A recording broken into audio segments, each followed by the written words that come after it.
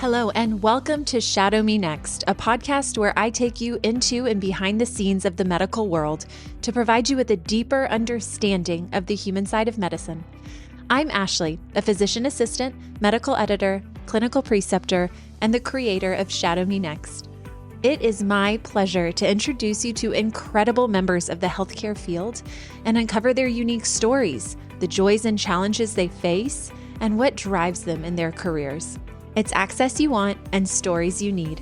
Whether you're a pre-health student or simply curious about the healthcare field, I invite you to join me as we take a conversational and personal look into the lives and minds of leaders in medicine.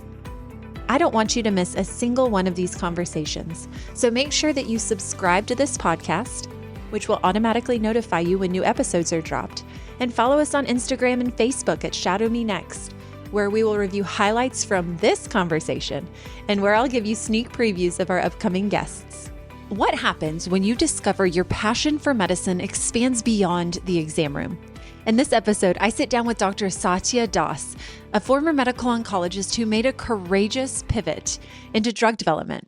We talk about carrying patients with you long after clinic ends, the tension between individual loss and collective progress, and what it means to follow curiosity even when the path forward is unclear.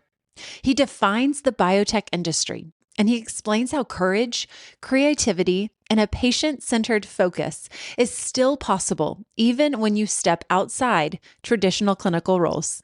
Please keep in mind that the content of this podcast is intended for informational and entertainment purposes only and should not be considered as professional medical advice.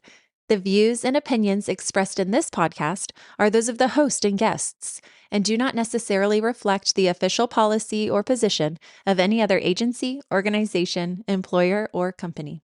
This is Shadow Me Next with Dr. Satya Das. Thank you so much for joining us today on Shadow Me Next. I am thrilled to have this conversation with you, primarily because it is something that I know very, very little about. Thanks, Ashley, for the opportunity. So you are a former academic medical oncologist turned drug developer. And really, before we dive into what both of those roles mean, think back a number of years. Is this something you would have predicted, this shift, something that you would have predicted when you first entered medicine?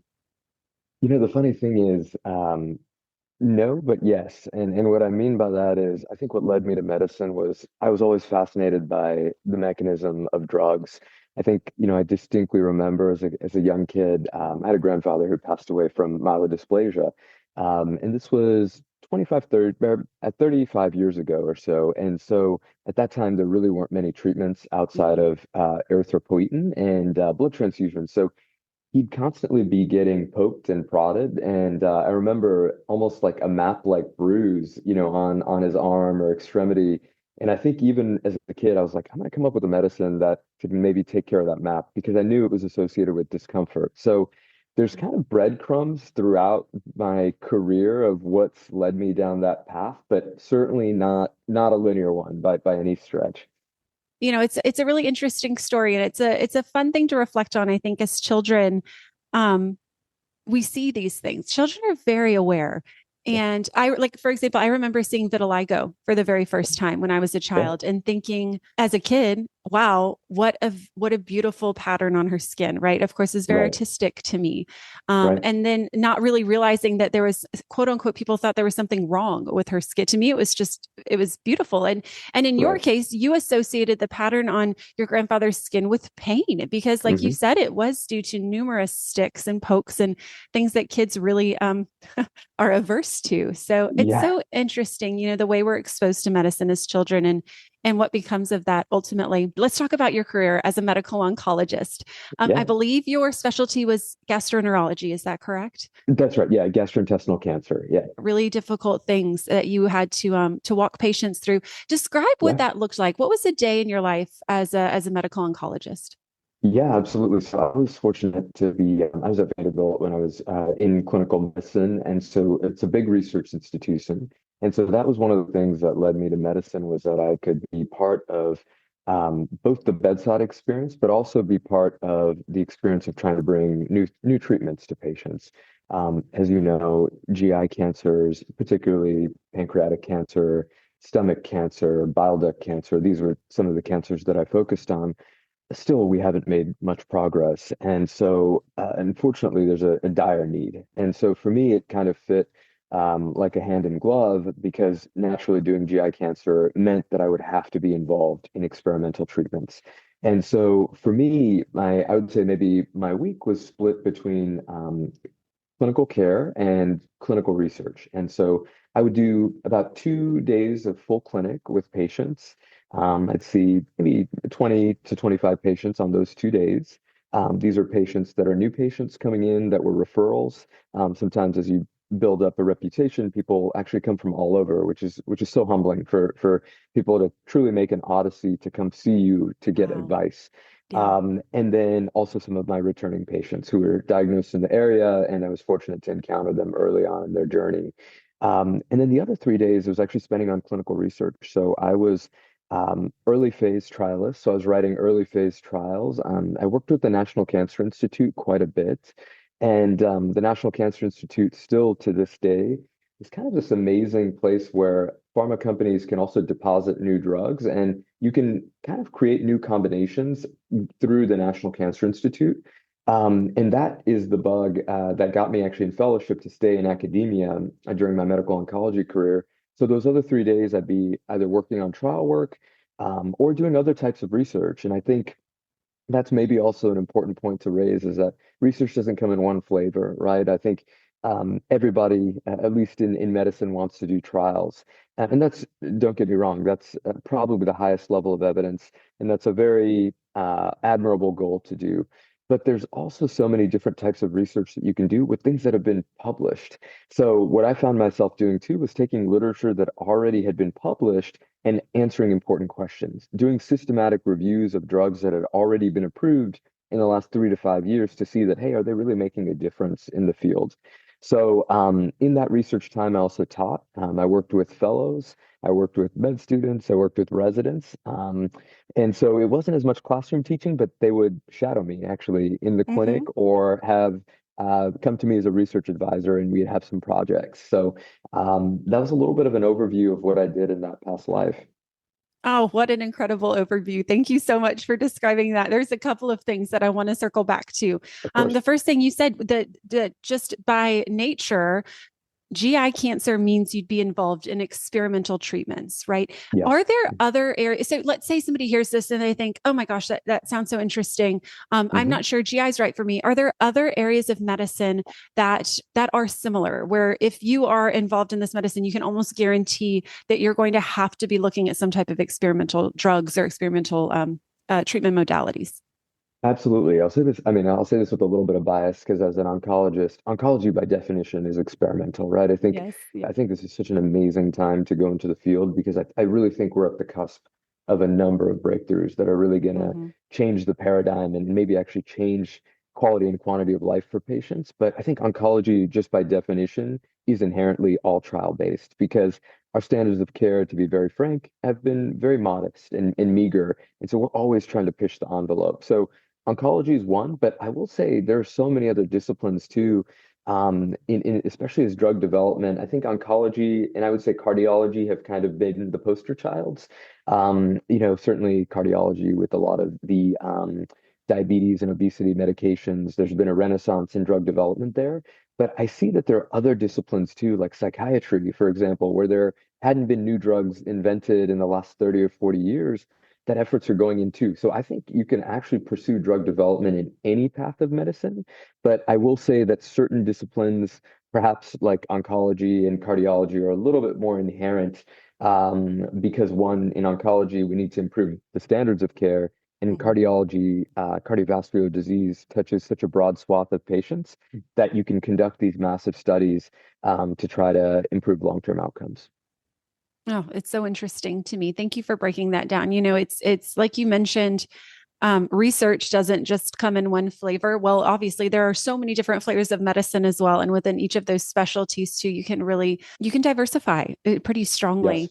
Another thing you mentioned that I love so much is this dual relationship that you had in practice with clinic and with research, right? Mhm. Which I counsel students on this a lot when it comes to choosing their their specialty, but I'm speaking of it more clinic and surgery, because Hmm. that's my background Right.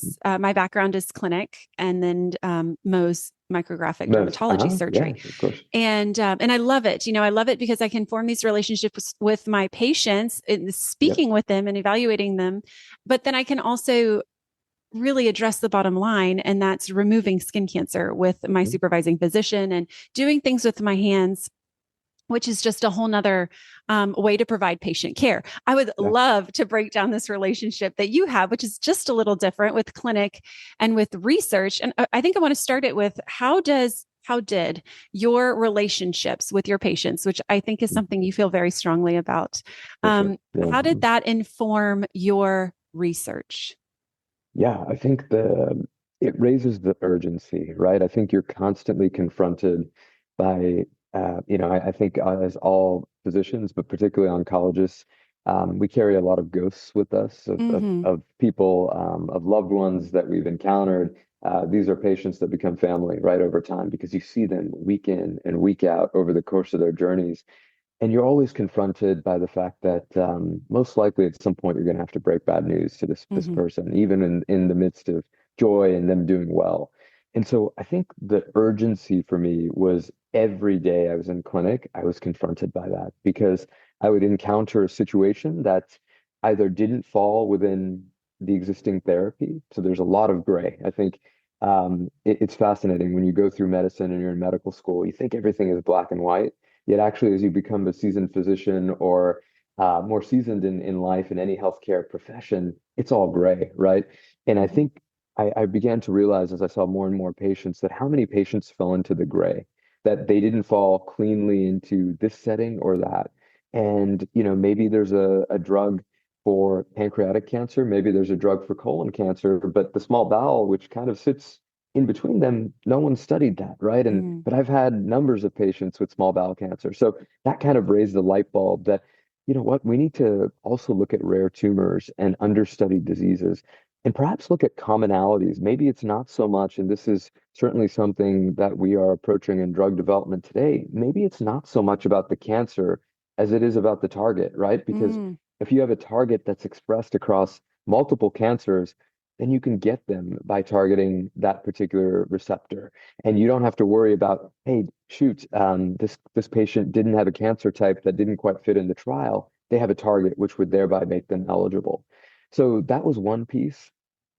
I think the other thing was just the fact that what I was constantly confronted by was even these so-called wins and FDA-approved therapies that we had, not that patients didn't benefit, but it's always too short, right? I think, when we're looking at these Kaplan-Meier plots of survival and we say, wow, 5-year survival has been extended to 30% from 5%, right? That's great, but that's not enough time, right? And I think when you're on the patient side, you're always confronted by the other side. And in fact, one of the pieces that is that I had worked on was a small piece called The Other Side of the Waterfall, right? And it was actually highlighting a case of a patient who's actually on a very promising treatment, a treatment that was actually ended up being approved, was considered a game changer, but they didn't benefit from the treatment, right? And so how do you reconcile individual disappointment with collective success, right? Mm-hmm. And so these were questions that I think constantly fueled my research efforts, because that kind of created the bug for me to continue to push, to think that, we have to do better. We have to look more broadly at cancer as a whole rather than individual diseases. And it led a little bit to my pivot down the road. How do you reconcile individual disappointment with collective success? I mean, it's the weight of being in your role, and it's a really Yeah, miserable burden to bear, I would imagine at some point, but how yeah, motivating. And thank you for describing the fact that as clinicians, first of all, but also as a researcher, you do carry the weight of these patients and their we do. diagnoses and their deaths deeply, and I Yeah, think that it is one of the gifts that we have being human in medicine is the fact that it we do is. feel those things. And that is what is going to make us irreplaceable. Yeah. by No, robots in the future, I think. definitely empathy. But I think it's also how do we protect ourselves too, right? From Yes. our humanity, and how do we not lose that humanity? Or, I'm sure you can attest to this, those cases that stick with you that you're bringing home. Hmm. And for me, it was a toll, and in many ways, this path allows me to be invested, but maybe one step removed as well. So, because you're right, it's you can't just turn on and off, and nor should you, right? That's Hmm. kind of part of the burden that you carry. Hmm. And I would just say one other thing too about patients participating in trials. I mean, at least I can speak to oncology experience is that um, patients are so altruistic and truly heroic, right? I mean, so Yeah. many of my patients, because I did phase one, meaning first in human, our early phase, Wow. and so many times I remember the resonance of a patient saying, "Doc, I know this may not help me, right? But I hope it helps someone else, right?" But boy, would it be nice to have a patient benefit from an early phase study, right? And I think Yeah. that's why oncology is pivoting so beautifully is that we're now no longer phase one, which is phase one is traditionally just looking at safety of a drug. Phase Hmm. two is where you look at effectiveness. And phase three traditionally had been where you compare against the standard of care to get it approved. But the paradigms are getting blurred in oncology. Now we know that with the diagnoses that patients carry, it's not enough just to look at safety in phase one. You got to start looking for signals. And so now phase one and two are being blended together. So Oh. with some of these newer approaches, the goal is to benefit patients. The goal is always to benefit patients, but now I think we can say that a little bit more definitively with the way trials are going and with the way some of these new treatments are going too. And that's got to be really comforting for you as the clinician or perhaps the person who's conducting this trial to be able to look at the patient and say, thank Yes. you for your altruism. Thank you for Yeah. your selflessness and your heroics. But you know what? Let's help you too. Yes, That's got to be exactly. so nice. Because I've never had a patient ever say no when I've proposed a study to them because of the therapy. Hmm. So you have an obligation, right? You have an obligation as a clinician, and then now in biotech or in industry, we have an obligation to put the best trials forward so that when that patient who is going to be saying yes, that this is something that can really has a shot to help them in a deep way. Incredible. Okay, we've dropped it a couple of times now. It's time to really open it up and explore it. Yep. Biotech. We have said this word a couple of Yeah. times now. Number one, what is that? What does Yeah. that mean? And where can we find ourselves as clinicians in this biotech universe? Yeah, absolutely. So biotech is such a broad term, but really it corresponds to the biopharma or biopharmaceutical industry. And the discipline of biotechnology, it's usually split. This is a very simple way to look at it, but the way I think about it is that there is large biopharma and then you have smaller biopharma. Mhm. So large biopharma, oftentimes public companies, the companies that you see many of the commercials for, the Mercks, the Pfizers, the AstraZenecas. Biotech and are typically are smaller biopharma are private companies. So companies that have a concept, a drug or two that they're working on, but they haven't gone public.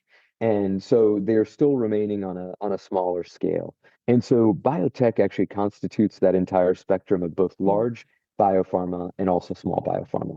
And each of them, and I would say I've had an opportunity to work in both, and I've kind of settled on the small biopharma side, but there are pluses and minuses to each. And it really depends on what aspect of medicine you prefer. Is it truly discovery and kind of first in human signal seeking, which Mm. may be smaller biopharma? Or is it more taking a drug that's already picked up momentum and developing it into a commercial drug that can ultimately get approval, which may be more of the path in larger biopharma? So that is a little bit about kind of the biotech industry. So when I started as an academic gastrointestinal cancer doc, I didn't know how much I'd fall in love with clinical trials. But Hmm. as I told you, the reason I went into medicine was to work on new drugs, right? And I think I quickly began to realize that all of the new drugs, and I'm not saying this is good or bad, but so much of drug development is now industry facing. All of the innovation in terms of the resources, the ability to pursue new targets, and to actually come up with new therapies are coming from the biotechnology side. And so what I quickly realized was, even 3 or 4 years into my faculty position, if I really wanted to pull the strings and develop and design the trials that I wanted that could change practice, I would probably have to do it on the biotech side. Mm, And so at that time, I had also had a few mentors who had transitioned for clinicians going into biotech. And I was always under the notion that, listen, you have to wait, got to do 10, 15 years in this life and then go, right? But hmm all my mentors who had gone said, if this is what you really want, and clearly you're somebody who is driven by the passion to develop a drug, and you write your own studies, and that motivation that you have to truly help patients, come now, learn biotech industry from the ground up, mm, rise, and then you can influence it in so many different ways. So that was kind of when the light bulb clicked for me that, okay, it's not something one that you take on as a later career path. It's not just something that, you do your time in academia, you become established, and then you go. There's no such prescribed path. I think if you have the curiosity and the courage to leave behind an established path, you can really go anytime. Now, I would always recommend individuals thinking about the transition, though, to do some clinical time because you have hmm to spend time with patients. You have to understand what are the gaps, right, in current treatments, and also what are the needs, right? And you always have to bring that patient-centric lens in.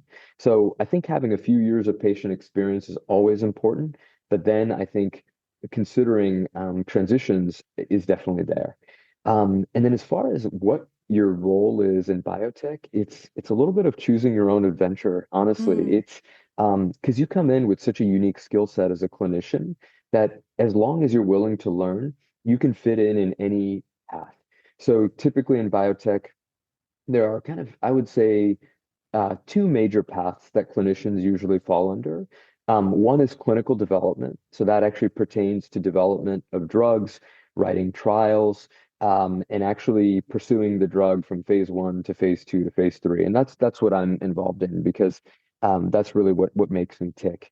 The other piece of it is medical affairs, which is actually circulating the knowledge that your trials have gleaned. Or let's say you have a drug that got approved, then you actually engage with the community at large. How's this drug going to fit in?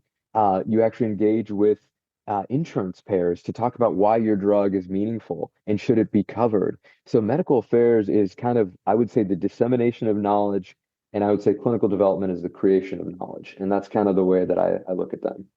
I literally did not know any of that. That is so cool. You could probably tell by my face. I'm thrilled by this information. And that's primarily, those are clinicians. The clinical Yeah, development and the medical affairs are really, is that all clinicians. MDs? Or do you see No, other members of the healthcare team doing this too? absolutely. So I think that's the also one of the coolest things about the biotech industry that I loved is how democratic it is, right? hmm And as you know, coming up in medicine, there's a bit of a hierarchy, right? And hmm sometimes positional. And even when sometimes I remember in the hospital setting, whatever you say as a doctor goes, right? Because people aren't great. But in biotech, that's not the case. Everyone has a voice. So your CEO could be a PharmD, they could be a PA, they could be an RN, they could be somebody who has a bachelor's and just did an MBA and came to it. It's all about your experience and your lens. So I think that's the great thing is so many of my former colleagues who are PharmDs have had incredibly successful careers transitioning over to kind of the medical affairs side because that's what they do. They talk about drugs and how it impacts patients and they can do that. And then I've also had people, PhDs, RNs who are amazing clinical developers, hmm and some of my bosses have been people from all disciplines. So it's been really cool to see that it doesn't really matter what path you come from, as long as you're grounded in clinical medicine, you bring that skill set into this arena, and then you have to learn drug development as well, which is, its own discipline. I think there's something very much something huge to be learned by this right now. The fact that everyone has a voice and yet this field is exploding with Hmm. advancements and is, Yes. from what it sounds like, a very well oiled machine. And perhaps hierarchy is inhibitory. And we will Hmm. not dive into this because we will be here for 5 hours if we have this Yeah. conversation. But, it's something that is worth it's something that's worth a look. And it gives me a Yeah. lot of hope for this field to hear how, like you said, how democratic it is, how much Yeah. respect is being shared. So cool. It, Thank you for describing it, all of that. You mentioned courage.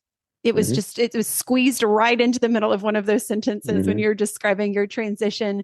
Yeah. Tell me a little bit about that. Break that down for me. This does seem like it would be quite a scary transition for somebody who maybe is comfortable in clinic or Yeah. comfortable in research, Yeah. but feels drawn to something more. Absolutely. I think that, I always tell, and even I'm fortunate to now work with some mentees at different stages, and I always tell them, don't settle. You have to follow what you love, right? We live this life once, right? To the Mhm. best of our knowledge, right? And I think it's a shame and a disservice to not pursue that. And sometimes that requires being comfortable being uncomfortable, right? And taking a leap. I can say from my own personal experience, a lot of people, yeah, even mentors and friends and well-wishers, looked at me a little bit side-eyed when I talked about this. They were like, "You're about to take off in your career." I was at a point where I was fortunate to have built a research program, Mhm. really creating a niche. And they're like, you're gonna go now? You're gonna try to maybe start over, right? But I think what I would say is that there's never starting over. You take the experience of what you have and you bring that with you to the table. Mhm. And making this jump and the courage to make that jump was was the best thing. You have to bet on yourself, right? Now, Dr. Doss and I did not get a chance to discuss a quality question, which is an interview question that can help you prepare for your own interview. But something that he said would make a fantastic interview question, and it's this: describe a time that you bet on yourself, even when the outcome wasn't guaranteed. This question is not about confidence, it's about courage. When interviewers ask this, they're listening for how you tolerate uncertainty, how you make decisions without perfect information, whether you take ownership of your own path, and how you grow when the results are unclear. Strong answers are not about winning, they're about choosing yourself with intention. Keep in mind that there's more interview prep, such as mock interviews and personal statement review, over on shadowmenext.com. There you'll find amazing resources to help you as you prepare to answer your own quality questions. I think in medicine, regardless of what avenue we come from, we're all lifelong learners. And we have demonstrated already. I think sometimes what I would say is we have a nearsighted view. We're like, we can't make this transition because we don't know what's next. But if we actually look back at the path we've travailed to get to where we have, we've already crossed much bigger gaps and Mhm. much more uncertainty already. So sometimes it's remembering the journey that we've already made that can give us the courage to pursue that further. So to me, it was the courage to make the jump, but then also I did large biopharma for a year. Again, very successful company.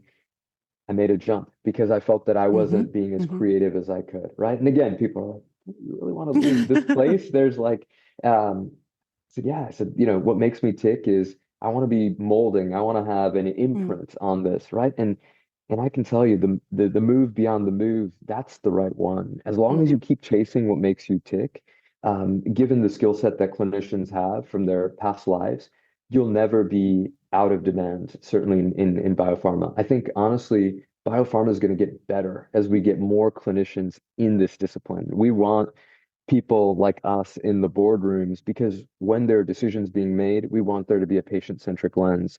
We want there to be something that we know from the clinic is going to be palatable or not palatable when you write it into a study. We want that to be incorporated. And I feel like it's been such a gift because I feel like all of my prior past is now sort of aligning with my present. And so I think the courage to take that jump, what lies on the other side is sometimes great promise. And again, you're never losing your clinical expertise. So let's say you do make a jump and it turns out to be something it's not for you. Mhm. That's fine. People transition back and do great, right? You're never closing one door by exploring this one. And so I think that's what I would say is that that's kind of one theme that I've tried to embody, and I think now I've kind of been forced to with recent transitions. Is just that don't be afraid to have the courage of your conviction to follow what makes you tick, because there is promise there. is courageous, especially at the height of your career. That's when people Yeah. are really getting to, buckle in and settle down and say, let's keep this going. But for you, it was that big pivot that obviously just gave you so much life. And I'm so glad to hear that. So for the person who's listening, who says, oh, well, I have Hmm. courage and this is interesting Hmm. to me. I think I might want to do this. Yeah. What maybe describe one or two of the challenges and successes that you saw working in clinic and research Hmm. compared to the challenges and successes that you're finding now in Hmm. biotech? Yeah. Are they similar? Are they vastly different? What could that person be looking forward to if this is something they ended up choosing? Yeah, it's a fantastic question. I would say in the clinic, the beauty of clinic and the success of the clinic is the instant gratification. As you know, Ashley, there's no better feeling than Mm-mm. taking care of someone in a time of need, right? And that satisfaction and that joy is instantaneous. So you will get that, right? And that's what clinical care is. I think Mm-hmm. if you're drawn to people and motivated by taking care of people, there's no sweeter satisfaction than that immediate gratification. I would say the challenge is, and maybe this is to your point from a little earlier, maybe this is where our robots and our AI can help us is in the administrative burden, right? Which is documentation, which is making patient flow or organizing our clinic schedules so that we don't have to, or that we're not spending half our time being administrators in addition to clinicians, right? Mm-hmm. So some of that is definitely there. I think we're fighting the system a bit on the clinic side. I think that one of the challenges is that I always felt, even though I was fortunate, I was at a referral center. I wasn't Mm-hmm. seeing, like in private practice, a cancer doc sees 35, 40 patients a day. Each patient's a story, right? How do you synthesize even just a return visit? It's 15 minutes. That's impossible, right? So I think the challenge is you're always fighting the clock.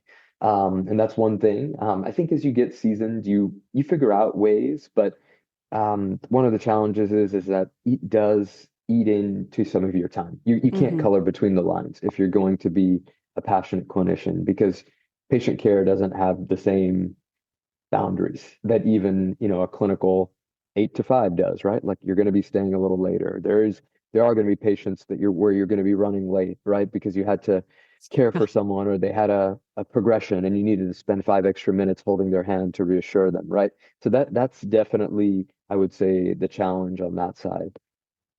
In biotech, I would say the challenges are a little different. The challenges are uh, patience and I'd say patience here, that waiting, because you don't get the same instant gratification, right? Even if your drug's working amazingly, you're hearing about it through a telephone or, through a third person communication. You're not seeing that patient in front of you that's, went from feeling like crap to feeling amazing or Mm-hmm. doing something with their family. You don't get to see that.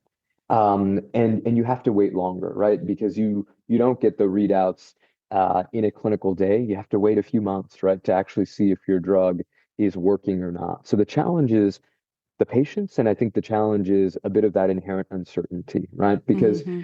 no matter how well you develop a trial, how well you write it, you're ultimately beholden to your drug, right? And I think the data is now changing, but the truth is that even the drugs that make it to clinic, and I'll tell you, there's a whole swath of compounds that are incredibly promising that never even get to the clinic Mm. because they never get out of the lab because they're either too toxic or you can't formulate them into a drug. So I'm even talking of the winners, only 10% make it, right? Now we're Jeez. hoping to change that number, but you have to be willing to embrace failure in biotech. And I think that's a challenge. So if that you can do everything right and the drug may still not be able to benefit patients. And that's okay. You have to pivot, you move forward, you keep pushing, but you have to be willing to accept that side of things.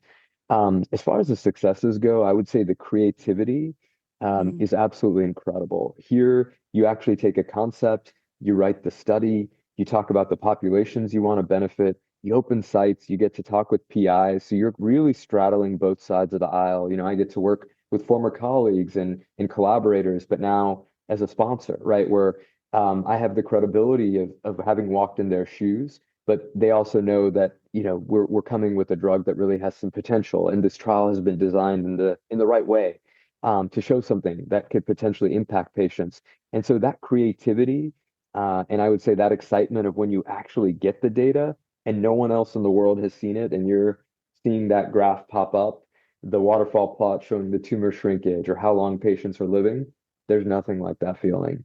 But to be fair, I will say one point is that you can also still find ways to, even if you transition to industry. I know colleagues that have maintained, a half day of clinic at a nearby institution. I personally didn't, just because I wanted to kind of delve Mhm. in fully into this side, but I still do some patient consults through platforms, second opinions, family, friends. And so I've found ways to keep that patient focused or patient facing interface still alive, on this side. So you're not closing that door, and I think that's also important to remember. Incredible. And it's something that you mentioned, and it was something I wanted to ask as well. Because you go from a situation, as you previously described in clinic, that was so collaborative. You worked with other Hmm. clinicians, you worked with patients, you worked with residents, you worked with meds. The list went Yeah, on, yeah. right? To biotech, which in I think maybe stereotypically, I'm thinking of you sitting alone in a room with a bunch of papers and textbooks and computers. Hmm. But you mentioned a PI, which is a Hmm. principal investigator, That's right? right. Which Yeah. it reminded me that this probably isn't a very isolated job. I would imagine No. there's a team of people. Is that true? Is it still very collaborative? Absolutely. I would say, like, here in smaller biopharma, I mean, we're, say, under 50 people. We're popping into offices all the time. My CEO is right there. My CSO is right there. So we're having hallway conversations drawn on whiteboards, having strategy meetings, taking all our large calls together as a group. We have team meetings 2 to 3 times a week with our entire core, from our scientists, to our data individuals, to our safety and pharmacovigilance. So it's actually very much a team game. And I would actually say, interestingly enough, this, I would say, industry is, I would say, inherently even more collaborative than the academic side. Because sure, in clinic, yes, you're with Mm-hmm. tons of people, and I'll say RNs, PAs, uh, PharmDs, incredibly instrumental people, as well as part of the clinical team. But then actually, when you're going into your office and so forth, it is a little bit more lonely to speak of. Here, by definition, I can't do anything. I mean, there's roles, but I really can't do anything in terms of the decision alone. So I Mm. have to bring in people. And I think that's the really cool part, is it's all collective decision making. And it's not just about, you have to prove your points, which I love. You're telling someone something, back it up, right? And I think that's what I really love, as part of this collaboration, is there is, we were talking about earlier, this democratic feedback, and people push back, and I think it's important to challenge one another, obviously respectfully, but I think that exchange is so important, and I see that so much on the industry side, and I think that was very eye-opening to me. I didn't know how much of the decision making was collaborative, and how much, I would say, almost the purest form of debate that I've encountered happens on this side, of the aisle.